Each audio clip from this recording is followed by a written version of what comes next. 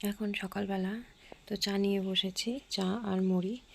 আজকে অনেক কাজ, বাড়িতে লোকজন আসবে, তো বাসি কাজকর্ম শেষ করে একটুখানি মুড়ি আর চা নিয়েছি, এটা খেয়ে কাজে লেগে পড়বো। তো আমার ছেলেকে কোনো কিছু খাওয়াতে পারলাম না, এখন প্রায় 9:30 মতো বাজে। তো পান্তা ভাত খাবে, সেজন্য কয়েক টুকরো আলু ভাজলাম গোল গোল করে, সেটা দিয়ে এই যে পান্তা ভাতটুকু চটকে ওকে খাইয়ে দিচ্ছি। ভীষণ গরম পড়েছে, সেজন্য দুধ টুধ কোনো কিছু সকালবেলা খেতে চায় না। আমি একটু লবণটা টেস্ট করলাম, কারণ পান্তা ভাতে লবণটা ঠিকঠাক না হলে ভালো লাগে না। তো এটা ওকে খাইয়ে দিয়ে তারপরে এখন রান্নার কাজে লেগে পড়বো। অন্যান্য যা কাজকর্ম ছিল সব হয়ে গেছে। তো এই তো সবজি কেটে নিয়েছি, এখানে একটা ডাল দিয়ে নিরামিষ তরকারি করব, বরবটি আলু ভাজা, আর করব মাংস। তারপর আবার রাতেবেলা পিঠের ঝামেলা আছে, পিঠে বানাতে হবে। তো এই তো 1 কেজি 1.5 কেজির মতো মাংস এনেছে, তো 1 কেজি 300 গ্রাম। তো ধুয়ে নিচ্ছি, এই মাংসগুলো ধুতে আমার অনেকটা সময় লেগে যাবে। আর মাংসটাও 2 রকমের রান্না করতে হবে, একটা রসুন দিয়ে, একটা রসুন ছাড়া। রসুনের খোসা ছাড়াতে যেহেতু সময়টাও অনেক বেশি লাগে, সেজন্য সমুদ্র ঠাম্মিকে বললাম খোসাগুলো ছাড়িয়ে দিতে। তো উনি এখন রসুনের খোসা ছাড়াচ্ছে। আর এদিকে আমার ছেলে ভীষণই উৎপাত করছে, নদীতে স্নান করতে যাবে বলে। ও এখন সাঁতার শিখছে। শহরে তো বাচ্চা কাচ্চারা সুইমিং পুলে গিয়ে সাঁতার শিখে কত মানে টাকা দিয়ে সাঁতারের কোর্স করায়, কিন্তু আমাদের গ্রামে তো আর সেসব নেই। আমাদের গ্রামে নদী নালাতেই বাচ্চারা সাঁতার শিখে নেয়।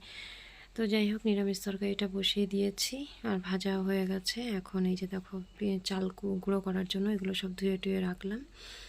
আর এদিকে এখন কিছু বাসন আছে, বাসনগুলো ধুয়ে নিচ্ছি।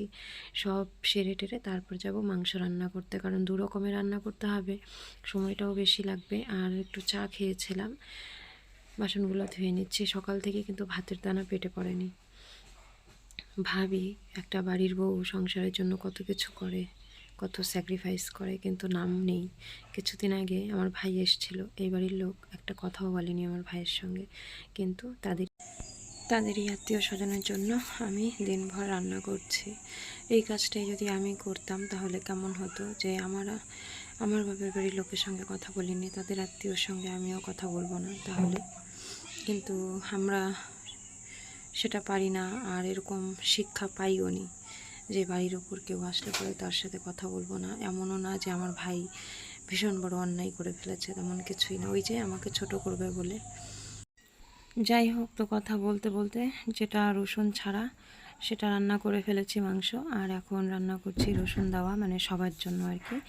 প্রথমে আলুটা ভেজে নিয়েছিলাম, তারপর মাংসটাও হলুদ লবণ ছাড়াই একটু ভেজে নিয়েছিলাম। এখন মশলা কষাচ্ছি। এখানে যা যা লাগে মশলা সবই আছে, লঙ্কা, পেঁয়াজ, আদা, রসুন, জিরে বাটা, সব একসঙ্গে মশলাটা কষিয়ে নিয়ে তারপরে যে ভাজা আলুটা আর মাংসটা দিয়ে এখন ভালো করে মিশিয়ে নিচ্ছি মশলার সঙ্গে। তো আর একটু ভালো মতো নাড়াচাড়া করে কষিয়ে নিয়ে তারপর দিয়ে দেব গরম জল। সকাল থেকে আজকে পেটে দানা পানি সেরকম কিছুই পড়েনি। সকালে একবার চা মুড়ি খেয়েছিলাম, তারপর দুপুরে একবার চা বানিয়ে ছাতু দিয়ে খেয়েছিলাম। এই হচ্ছে আজকের খাবার। রান্না করেছি ঠিকই, কিন্তু খাবার সুযোগ পাইনি। তো খিদে তো পেয়েছে, খিদে একদম মানে খিদেটা নষ্ট হয়ে গেছে। দেখবে যখন খিদে পায় তখন যদি না খেতে পারি, পরে আর সেই খিদের ভাবটা থাকে না। তার উপর শরীরটা অসুস্থ, ওষুধ খেতে হয় আমাকে দুপুরবেলা আবার রাতেবেলা। তো আজকে দুপুরের ওষুধটা আর খাওয়া হচ্ছে না। রান্নাটা প্রায় শেষের দিকে। এখন যত বাসনপত্র আছে সব মাজবো, উঠান ঘর ঝাড় দেবো, তারপর ছেলেকে খাওয়াবো, টিউশন পাঠাবো। মনের মধ্যে সারাক্ষণ নানা রকমের কথা ঘুরপাক খেতে থাকে, না কাউকে বলতে পারি না সহ্য করতে পারি, এরকম একটা ব্যাপার হয়ে গেছে। মাঝে মাঝে মনে হয় দম বন্ধ হয়ে হয়তো মরেই যাব, শুধু নিজের বাচ্চাটার স্বামীর মুখের দিকে তাকিয়ে। ছোটো 4 চামচ যাই হোক, আছে। রান্নাটা হয়ে গেছে, তো দেখতে কেমন হয়েছে কমেন্টে জানিও।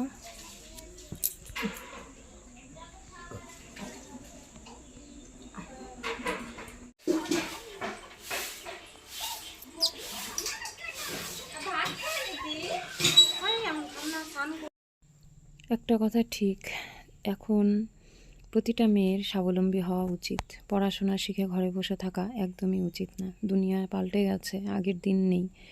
আগেকার দিনের মেয়েরা পড়ে পড়ে মার খেত, অত্যাচার সহ্য করতো, কিন্তু এখন আর কিন্তু সেই দিনটা নেই। এখন সমাজ এগিয়েছে, মানুষ শিক্ষিত হয়েছে, তাই ছেলেদের থেকে মেয়েদের বোধহয় শিক্ষিত হওয়াটা বেশি জরুরি। কারণ পরের অত্যাচার মুখ বুজে সহ্য না করে নিজে পায়ে দাঁড়ানোটা খুবই জরুরি এই দুনিয়াতে। যাই হোক, তো এখন বাজে প্রায় 5:30টার মতো। সমস্ত কাজ সেরে উঠানঘর ঝাড় দিয়ে স্নান করে তারপরে এলাম, সব ঘরের আলো জ্বালিয়ে দিয়েছি। সন্ধে হয়েই গেছে, ভাবছি সন্ধেটা পার হলে তারপরেই খাবো। তো হাঁটতে হাঁটতে একটু রাস্তার দিকে এলাম, এসে দেখি ওর পিসি এখানে বসে আছে। তো ওর সাথে আবার একটু মজা করলাম যে, কাঙ্গালিনীর মতো এখানে বসে আছো কেন একা একা।